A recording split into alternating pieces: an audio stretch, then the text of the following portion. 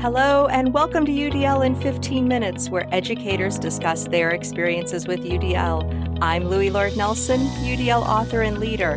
Today, I'm talking with Dakota Hudelson, who runs the 7th grade writing literacy lab at the Northside Middle School in Bartholomew Consolidated School Corporation in Columbus, Indiana.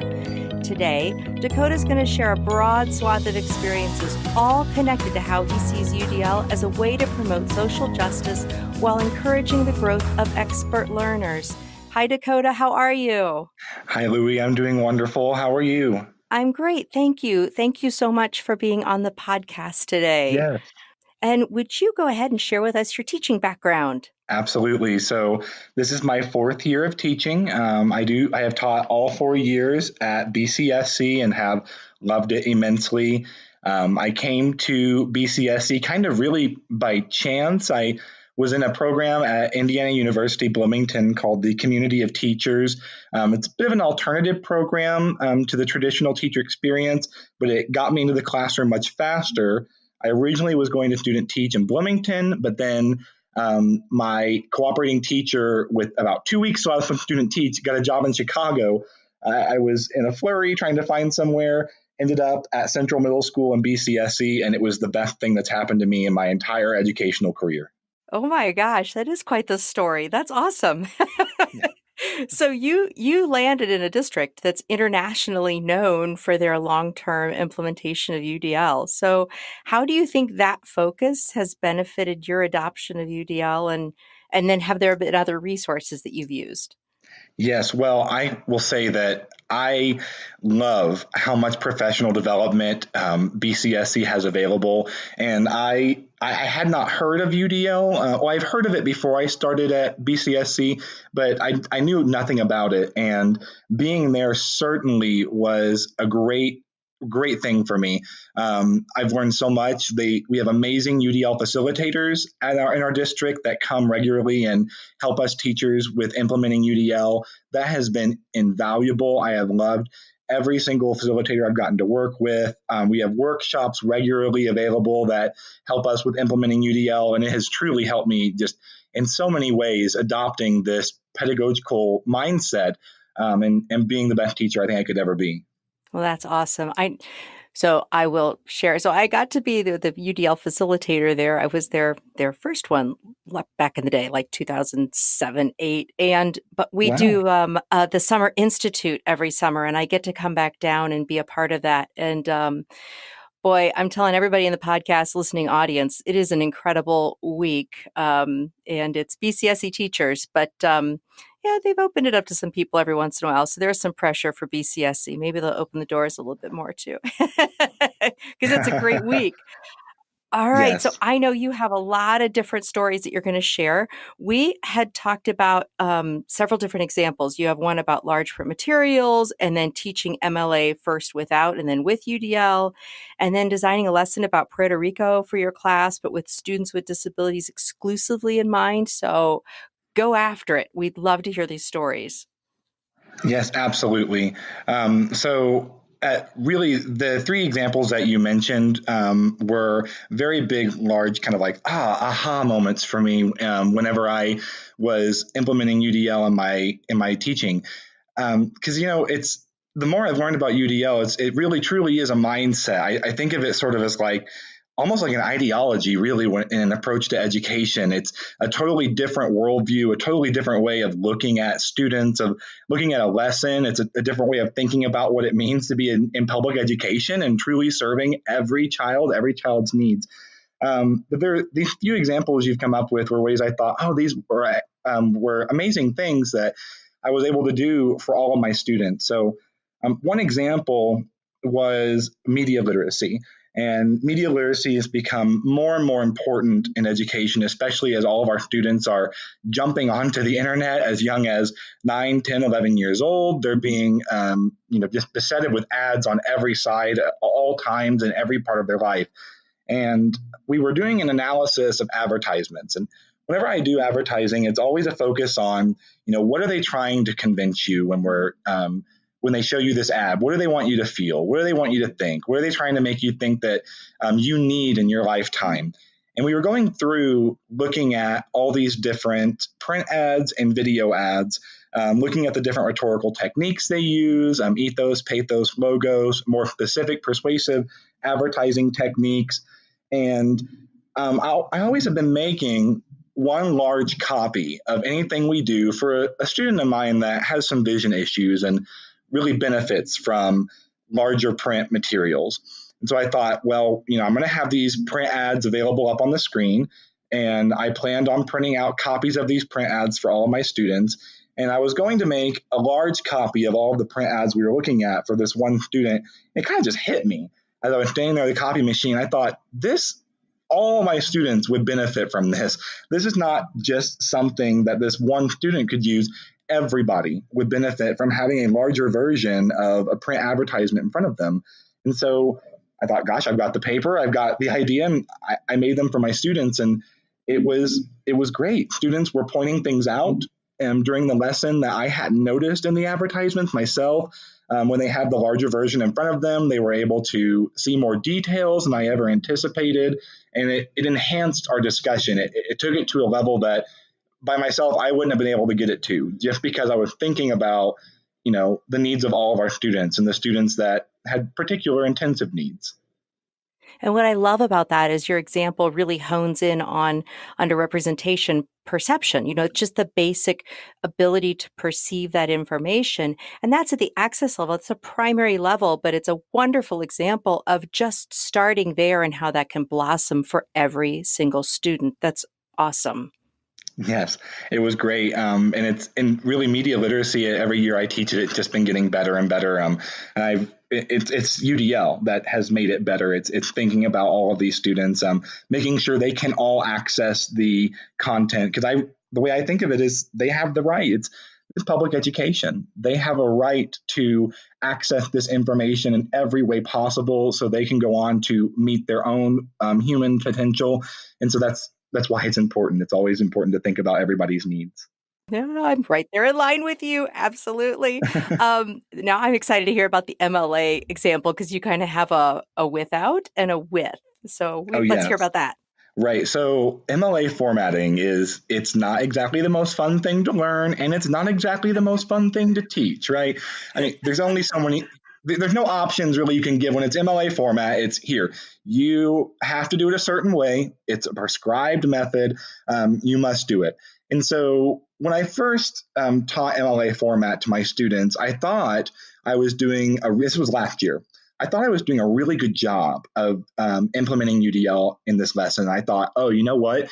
Instead of doing what my teachers did in junior high and just giving them written instructions on how to set up their paper in MLA format, I'm going to sit down and I'm going to show them on the overhead projector how to do it, and we'll do it at the same time. And I thought, ooh, look at me, I'm real UDL here. And so, yeah, I was all full of myself. So we go through and we do it, and I'm encountering all these problems. I've got students who are getting left behind, students who didn't really catch me doing it the first time. I find myself repeating myself over and over. It was not going as well as I had expected. And I thought, wow, here I put in this extra piece. So I took this to a UDL facilitator.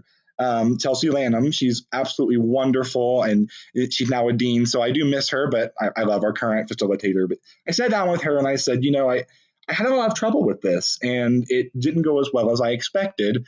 And I knew we were going to have another essay coming up. In my writing class, we do several essays throughout the year, so there'd be another chance to hit on it. And she said, okay, well, let's take a moment and let's look at the guidelines. Let's look back and see what you could have done that you hadn't done before. She pulled out a UDL, the chart with all of the different guidelines and checkpoints, and we started going through it. And I realized, there are other ways I could have represented this. I thought I was doing a great job by just showing them on the screen, but really there's more I could have done. So I went back, I sat down, I took some time, and I wrote out in depth every single step to setting a paper up according to MLA format. And I didn't just say, you need Times New Roman 12-point font. I said, set your paper up according to Times New Roman 12-point font. Here's how you do that step by step. You click on this button on Google Drive. You find the right font. You click on this one to find the right font size. And I took screenshots of every single step. And I started to get a packet going where I put the requirements for the Mla format, and then I explained step by step how one sets a paper up that way, and I included screenshots with it. And so when we got to our next essay, I went ahead and I demonstrated on the overhead again for the students how to set a paper up according to Mla format, but I also provided them this mini packet that had every single step with written instructions and pictures. We had so fewer problems doing it that time. I mean, I think part of it was students had done it once before, but having the extra written instructions, having the screenshots meant that if a student didn't catch me doing it the first time, maybe they weren't quite with me at that moment, they had it right there in front of them. If they weren't able to get the entire thing done in class, they had a really detailed guide to take home with them later. And the MLA formatting was truly a bigger success. And what I love about that is that you've really, again, pulled in so many more aspects of the guidelines. I mean, you're helping them just shooting off two of them, sustaining their effort and persistence. So like you said, the students are going back now and they're sticking with it maybe longer, or they're getting deeper into it and they're able to self-regulate themselves through the process.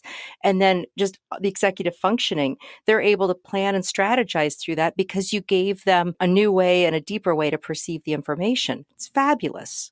Yes, and what's really amazing is so this year when I have a fresh crop of students, students that had not done MLA formatting before, and I had a great opportunity. I thought, no, I want to do it better at the beginning.